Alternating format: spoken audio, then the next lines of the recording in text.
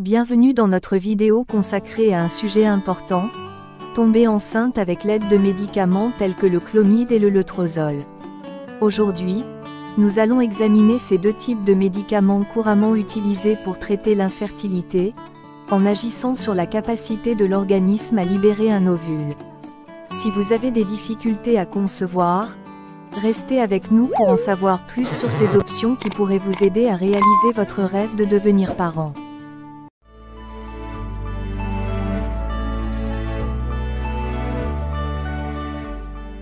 Il y a beaucoup à savoir sur le fait de tomber enceinte avec le clomid ou le letrozole. On estime que 10% des femmes sont confrontées à l'infertilité et ont des difficultés à tomber enceinte. Cette condition peut poser de nombreux défis et n'a pas toujours une cause claire. En règle générale, les femmes produisent et libèrent un ovule chaque mois, mais certaines d'entre elles n'ovulent pas régulièrement. Pour les femmes qui ovulent chaque mois, ces médicaments sont utilisés pour augmenter le nombre de follicules produits chaque mois, ce que l'on appelle l'hyperstimulation ovarienne contrôlée. Pour les femmes qui n'ovulent pas régulièrement, ces médicaments sont utilisés pour induire l'ovulation. Le fait d'en savoir plus sur les options qui s'offrent à vous, peut vous aider ainsi que votre gynécologue, à trouver une voie à suivre pour faire face à la complexité de votre état, avant de vous rendre dans une clinique de fertilité. Alors commençons par qu'est-ce que le clomid? Le clomid, également connu sous le nom générique de citrate de clomifène, est un médicament oral utilisé pour traiter l'infertilité inexpliquée chez les femmes. Il s'agit souvent d'une pilule de 50 mg à prendre les jours 3 à 7 ou 5 à 9 du cycle menstruel. Votre gynécologue obstétricien commencera généralement par vous administrer une faible dose, qu'il augmentera progressivement chaque mois jusqu'à ce qu'il soit clair que vous ovulez. Comment fonctionne le clomid? Le clomid fait croire à l'organisme que le taux d'œstrogène est plus faible, ce qui incite l'hypophyse à augmenter l'hormone folliculo-stimulante, FSH. En fin de compte, cela permet de stimuler l'ovaire, pour qu'il produise des ovules qui peuvent être libérés pendant l'ovulation. Elle stimule essentiellement les follicules ovariens qui contiennent un ovule immature. Encourager cette croissance peut aider ces ovules immatures à se transformer en ovules matures, à être libérés et à rencontrer des spermatozoïdes dans l'espoir d'être fécondés. Le clomid peut être pris dans le cadre d'un traitement de fertilité avant une insémination intra-utérine, IUI, ou en combinaison avec une IUI. Est-ce que le clomid vous conviendrait? Le clomid est généralement le meilleur traitement pour les femmes qui n'ont pas réussi à tomber enceinte depuis environ 1 an, ou qui souffrent d'une infertilité inexpliquée. Si vous avez des règles irrégulières, parlez-en immédiatement à votre médecin. Il pourra vous suggérer le clomid plus tôt, n'attendez pas 1 an. Si vous souffrez du syndrome des ovaires polykystiques, SOPK, un autre médicament appelé Femara, letrozole, peut être plus efficace que le clomid. Nous en parlerons plus loin dans la vidéo. Si l'on vous a diagnostiqué une aménorrhée hypothalamique, une insuffisance ovarienne prématurée ou un cancer du sein, le clomid peut ne pas vous convenir. Quels sont les effets secondaires du clomid? Les effets secondaires du clomid comprennent les bouffées de chaleur, les sautes d'humeur et les douleurs pelviennes. D'autres effets secondaires potentiels sont les nausées, la gêne mammaire, la vision floue, les maux de tête et les pertes de sang. Si vous constatez des changements de vision pendant le traitement par le clomid, contactez immédiatement votre gynécologue obstétricien.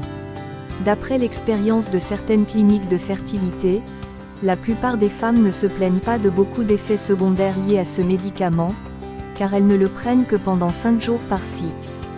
Il convient de noter que les femmes qui prennent du clomid ont un risque accru de porter des bébés multiples, comme des jumeaux ou plus. Qu'est-ce que Femara? Femara, également connu sous le nom générique de letrozole, est un médicament oral couramment utilisé dans le traitement du cancer du sein, sensible aux œstrogènes chez les femmes ménopausées. En 2004, il est devenu un traitement non homologué pour la fertilité, car il peut aider à déclencher l'ovulation chez certaines femmes, en particulier les femmes atteintes de SOPK. Il est considéré par de nombreux médecins comme un meilleur choix que le clomid pour les femmes anovulatoires. Pour induire l'ovulation, Le létrozole est généralement pris une fois par jour pendant 5 jours, à partir des jours 3 à 7 ou 5 à 9 du cycle menstruel. Comment le létrozole agit-il? Le létrozole bloque une protéine appelée aromatase, qui contribue à la production d'œstrogène. Le létrozole diminue la quantité d'œstrogène dans l'organisme. En ce qui concerne la fertilité, la diminution des niveaux d'œstrogène peut aider le corps à libérer d'autres hormones et substances chimiques, qui peuvent aider les ovules immatures, connus sous le nom de follicules, à se développer et à mûrir, augmentant ainsi la probabilité d'une grossesse. Est-ce que le létrozole vous conviendrait? Lorsqu'il décidera de vous prescrire du clomide ou du létrozole, votre gynécologue obstétricien tiendra compte des raisons pour lesquelles vos ovaires ne libèrent pas d'ovules. Si la cause est le SOPK, votre gynécologue obstétricien vous recommandera probablement de prendre du létrozole au lieu de clomide. Si un autre problème affecte l'ovulation, comme l'aménorrhée hypothalamique ou l'insuffisance ovarienne prématurée, le létrozole peut ne pas être bénéfique. L'insuffisance ovarienne peut se produire lorsque les ovaires ne fonctionnent pas normalement, et ne produisent pas la quantité habituelle d'œstrogène, ou ne libèrent pas d'ovules régulièrement. Elle peut être confondue avec une ménopause prématurée. Si vous avez des antécédents de cancer du sein, le létrozole est également le médicament de choix pour induire l'ovulation. Attendez-vous à être suivi de près par votre oncologue. Quels sont les effets secondaires du létrozole? Les effets secondaires courants du létrozole peuvent être les bouffées de chaleur, les douleurs articulaires, l'épuisement, les maux de tête, les nausées, des spottings, les kystes et les vertiges. Les femmes qui prennent du létrozole pour un cancer du sein auront plus d'effets secondaires parce qu'elles prennent des doses beaucoup plus élevées du médicament. Disons quelques mots sur l'ovulation puisque c'est de ça qu'il s'agit. Avant d'entamer un traitement contre l'infertilité, votre gynécologue obstétricien voudra déterminer si vous ovulez régulièrement. L'ovulation est importante pour la conception, car c'est le moment où l'ovule mature quitte les ovaires et descend dans la trompe de Fallope, où il peut être fécondé. L'ovulation se produit environ 2 semaines avant le début des prochaines règles ou du cycle menstruel, mais cela peut varier en fonction de votre cycle. Si vous avez un cycle menstruel régulier, il y a de fortes chances que vous ovuliez. Cependant, certaines femmes n'ont pas un cycle normal de 28 jours ou souffrent d'une maladie qui rend les cycles moins prévisibles.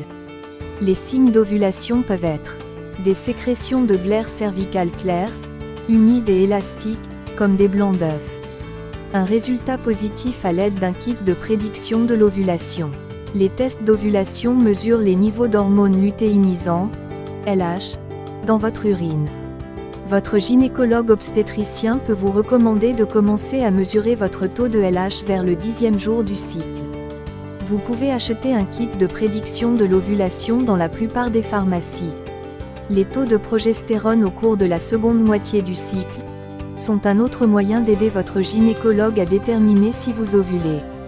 Ou, si vous utilisez des tests d'ovulation, votre gynécologue obstétricien peut vous recommander de faire vérifier votre taux de progestérone, environ 7 à 8 jours après un résultat positif, ou un pic de LH. Il est souvent recommandé aux femmes d'utiliser une application qui rassemble toutes ces données en un seul endroit, et les aide à visualiser ce qui se passe. Parlons maintenant de l'efficacité des médicaments de fertilité que nous venons de voir. L'efficacité des médicaments qui vous sont prescrits varie en fonction de nombreux facteurs, y compris les autres diagnostics que vous pouvez avoir.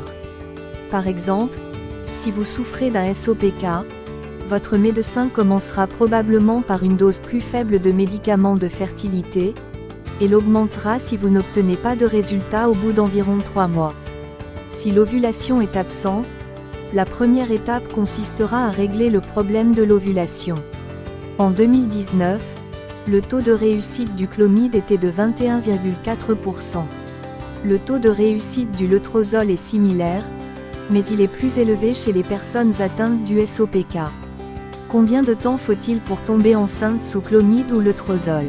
C'est une question que l'on me pose souvent, mais dont la réponse est complexe. Si vous ovulez déjà, ces médicaments peuvent accélérer le processus de grossesse. Si vous n'ovulez pas, Vous pouvez tomber enceinte dans les 6 à 12 mois suivant la prise de ces médicaments. Le médecin commence par administrer à sa patiente la dose la plus faible de ces médicaments, et il augmente généralement la dose jusqu'à ce qu'elle ovule. Il n'y a pas de limite au nombre de cycles pendant lesquels vous pouvez prendre ces médicaments, mais si vous n'avez pas obtenu de grossesse après 9 cycles, vous devriez être évalué pour d'autres causes possibles d'infertilité.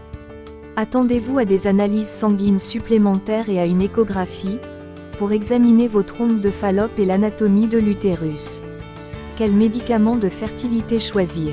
Bien que le clomide et le létrozole agissent de façon similaire, la première étape de tout traitement devrait être de parler avec votre médecin ou votre spécialiste de la fertilité. Ils examineront vos antécédents détaillés, y compris les autres résultats, les analyses de laboratoire ou les médicaments que vous pourriez prendre, afin de déterminer le meilleur choix pour votre corps. Il est important de garder à l'esprit que d'autres diagnostics, comme le SOPK ou les effets secondaires potentiels, peuvent également influencer votre décision. Déterminer si vous ovulez est une bonne première étape. En conclusion, que vous envisagiez de tomber enceinte en utilisant le clomide ou le létrozole, il est essentiel de travailler en étroite collaboration avec votre médecin, pour déterminer le meilleur plan de traitement adapté à votre situation. Ces médicaments peuvent être des outils précieux pour surmonter les défis de la fertilité, mais il est important de toujours rechercher un suivi médical professionnel, pour garantir votre sécurité et votre bien-être pendant ce voyage vers la maternité. N'oubliez pas que chaque parcours de fertilité est unique, et restez optimiste tout au long de votre cheminement. Merci d'avoir suivi cette vidéo et n'oubliez pas de vous abonner pour plus de contenu sur la santé et la maternité.